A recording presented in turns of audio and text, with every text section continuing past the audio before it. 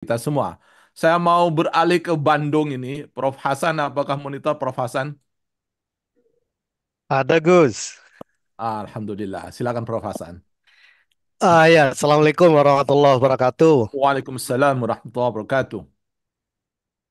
Pertama-tama terima kasih nih untuk Mas Wahid, kemudian Mas Hanif tadi ya presentasinya sangat mencerahkan ya.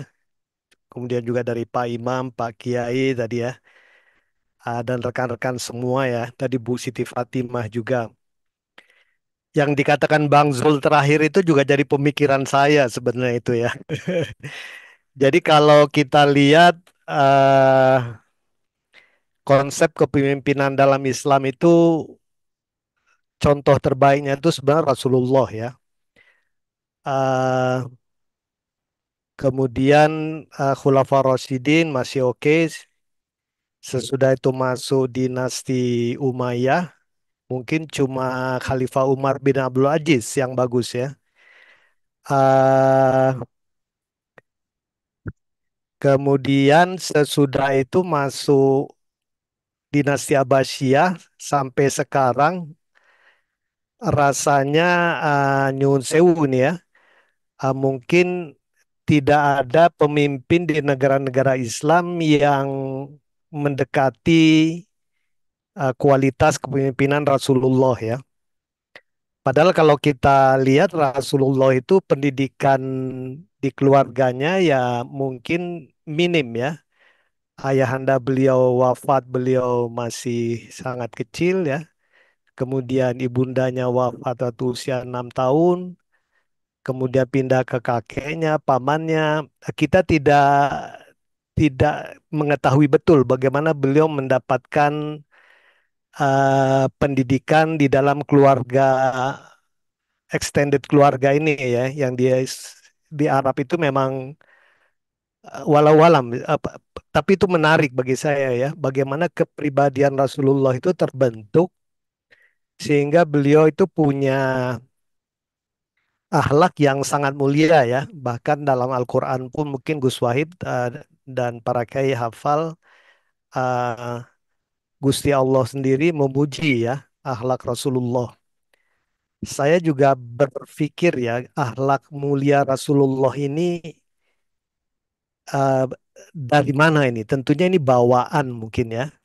Kalau kita pelajari konsep Nur Muhammad di dalam tasawuf, memang beliau itu sudah punya cahaya akhlak mulia itu ya.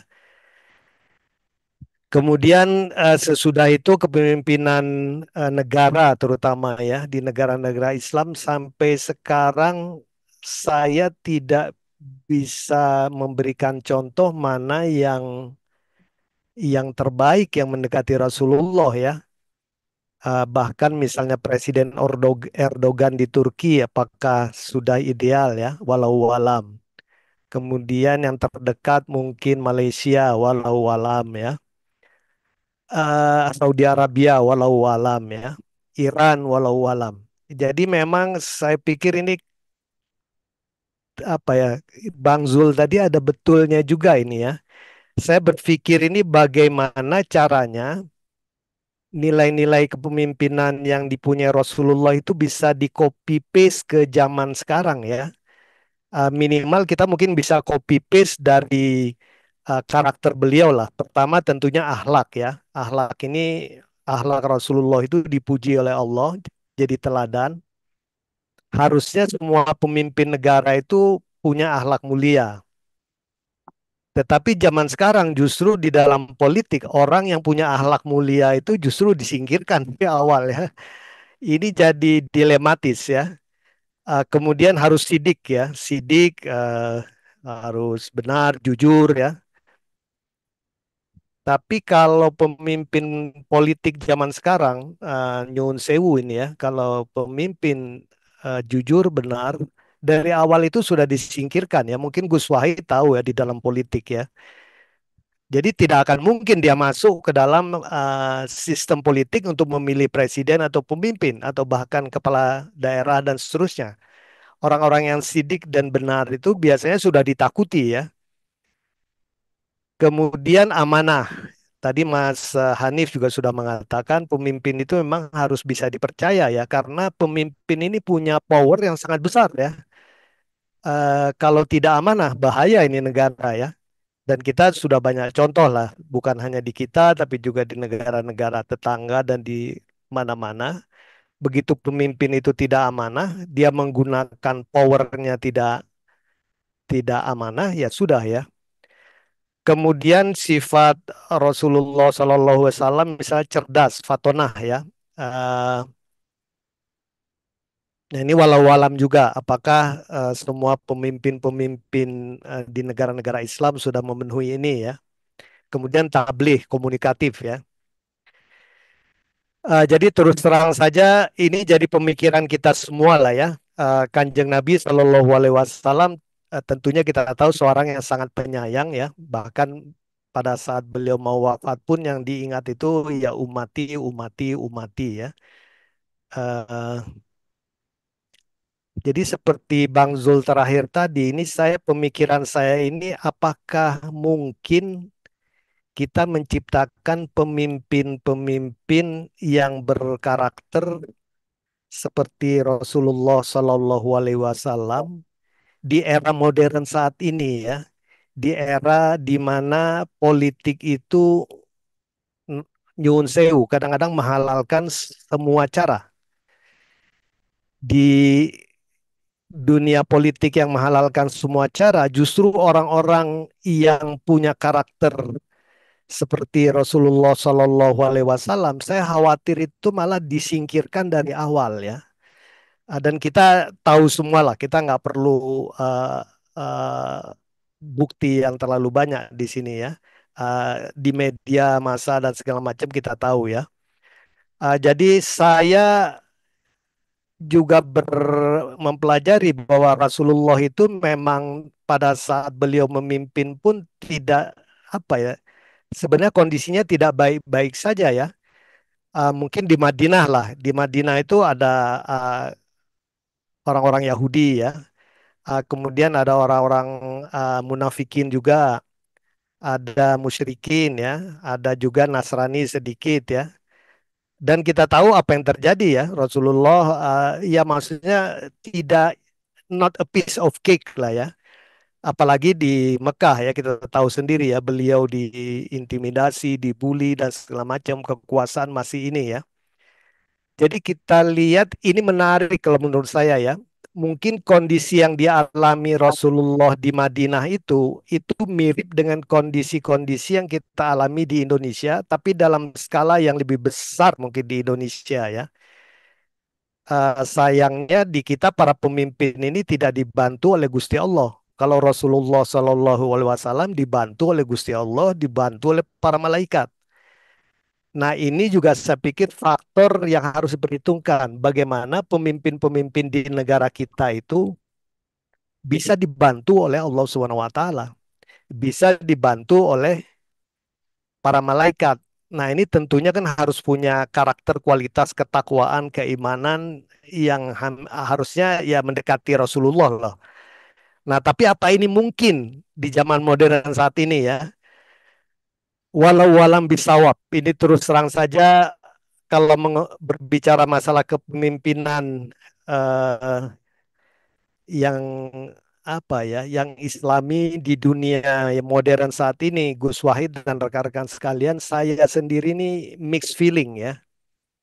Mixed feeling dalam artian kita punya konsep-konsep yang sangat baik di Islam, konsep-konsep pemimpinan, ideal, karakter ya. Ada Rasulullah, Khulafaur Rasyidin dan seterusnya, para pemimpin-pemimpin yang baik.